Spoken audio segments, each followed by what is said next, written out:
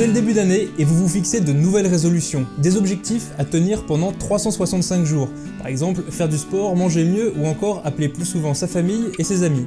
Il faut savoir qu'à l'échelle de notre planète, les grandes institutions se fixent elles aussi des objectifs pour atteindre un développement plus durable et harmonieux.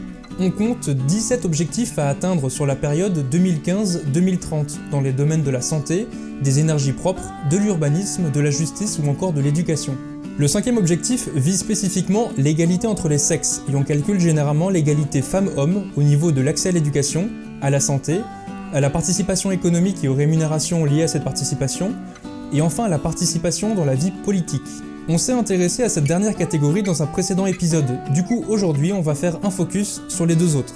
Cette vidéo est réalisée en partenariat avec l'Agence française de développement. Il s'agit d'une institution financière publique qui réalise des projets de développement dans le monde pour combattre la pauvreté et favoriser un développement viable sur le long terme. Ils produisent énormément de recherches sur les projets qu'ils mènent et c'est en partie sur ces documents-là qu'on va se baser pour notre analyse.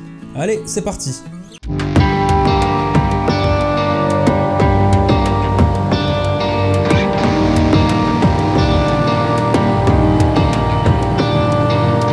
Le Global Gender Gap est un rapport actualisé tous les ans par le Forum économique mondial qui classe les pays du monde selon les écarts entre les femmes et les hommes dans les domaines que l'on a vus en introduction. Dans le rapport, il dissocie l'éducation et la santé, mais pour que ce soit plus simple et surtout parce que les résultats observés dans le monde dans ces deux domaines sont très similaires, je vais continuer de les regrouper. Mais c'est particulièrement intéressant de voir les disparités entre ces trois catégories, parce qu'un pays peut avoir une très bonne moyenne sur la question de l'égalité homme-femme, mais ça peut cacher derrière de terribles lacunes. En 2018, si on s'intéresse à chacune des trois composantes de ce rapport, on voit effectivement que l'on se rapproche de l'égalité parfaite au niveau de l'accès à l'éducation et à la santé. On en est un peu plus éloigné au niveau de la participation économique et des rémunérations, et on a encore beaucoup de chemin à faire au niveau de la participation politique. L'objectif des institutions internationales n'est pas de remplir des classes entières de filles ou de pousser plein de femmes en politique juste pour le plaisir de le faire et d'arriver à une égalité homme-femme sur le papier. L'objectif est réellement de faire tomber une à une toutes les barrières qui empêchent tout le monde de s'accomplir de la même manière dès la naissance et surtout de manière durable dans le temps. Les experts de ces institutions sont formels, une économie et une société inclusive, c'est beaucoup plus d'opportunités en termes d'innovation et de rendement pour l'ensemble du pays. Si on s'intéresse à l'égalité au niveau de l'accès à l'éducation, l'AFD sort des statistiques intéressantes. En 2018, voici tous les pays du monde où il y avait autant de filles que de garçons qui allaient à l'école primaire. De l'Amérique du Sud à l'Asie du Nord en passant par l'Afrique centrale, on observe la parité dans un grand nombre de pays. Voici à présent les pays où les filles sont plus nombreuses que les garçons à l'école primaire. Dans le cas de l'Inde, cela s'explique par des années de lutte pour rompre avec des mœurs anciennes qui maintenaient un grand nombre de filles hors de l'école primaire. Mais cette lutte a payé puisqu'entre 2005 et 2018, les filles ont dépassé les garçons inscrits à l'école primaire. Mais faisant toujours face à des défis conséquents dans le domaine de la lutte contre la pauvreté, l'Inde abrite toujours de nombreux enfants qui ne sont pas scolarisés. En Iran, à la fin du 19e siècle, est née ce qu'ils appelaient l'école moderne. En réaction, de nombreux religieux et la frange la plus traditionnelle du pays se sont opposés à la scolarisation des filles. Mais elle n'a pas fléchi, et même après 1979, date de la révolution islamique, où de nombreuses personnes se sont inquiétées suite à l'islamisation de l'école iranienne, les filles ont continué de se battre pour leur éducation.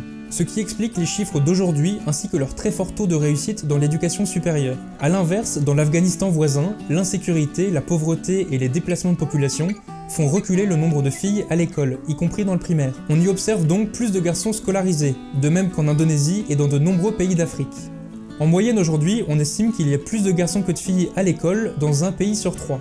Alors que cette carte s'intéressait uniquement à l'éducation primaire, le Gender Gap comprend lui des statistiques compilées de l'école primaire, secondaire et le supérieur. En 2018, 25 pays sont arrivés ex-aequo en première place, avec une parité parfaite entre filles et garçons. Cela inclut un bon nombre de pays en voie de développement, dont le Botswana, la Colombie, le Costa Rica, la Jamaïque, le Lesotho, la Malaisie ou encore les Philippines. Sur les trois critères pris en compte par le rapport, l'éducation et l'accès à la santé est celui qui a connu le plus d'évolution sur les dernières années. C'est une belle victoire, mais à nuancer toutefois parce que cela ne prend pas en compte la qualité de l'éducation, ni la sûreté des écoles, l'hygiène des sanitaires, ni les violences de genre qui touchent encore plus les filles. Pour conclure sur cette partie, on peut rappeler quels sont les différents freins à l'égalité filles-garçons dans le domaine de l'éducation. Premièrement, la pauvreté de la famille. Deuxièmement, les mœurs anciennes qui sous-entendent qu'il est moins utile qu'une fille soit scolarisée plutôt qu'un garçon. Et troisièmement, le manque de perspective lié aux difficultés et aux résistances sur le marché du travail. À l'échelle mondiale, on est à 59% d'une égalité parfaite au niveau de la participation économique, des opportunités professionnelles et des rémunérations. L'UNICEF et le Programme des Nations Unies pour le développement ont sorti des statistiques spécifiant que les femmes effectuent 66% du travail mondial, en incluant le travail rémunéré et non rémunéré, notamment la garde des enfants ou le travail domestique. Elles produisent la moitié de la nourriture dans le monde, ce qui doit nous faire réfléchir sur la vision que l'on peut avoir de l'agriculture dans les pays en voie de développement, qu'on peut attribuer de manière inconsciente à une activité plus masculine, pour ne percevoir finalement que 10% des revenus.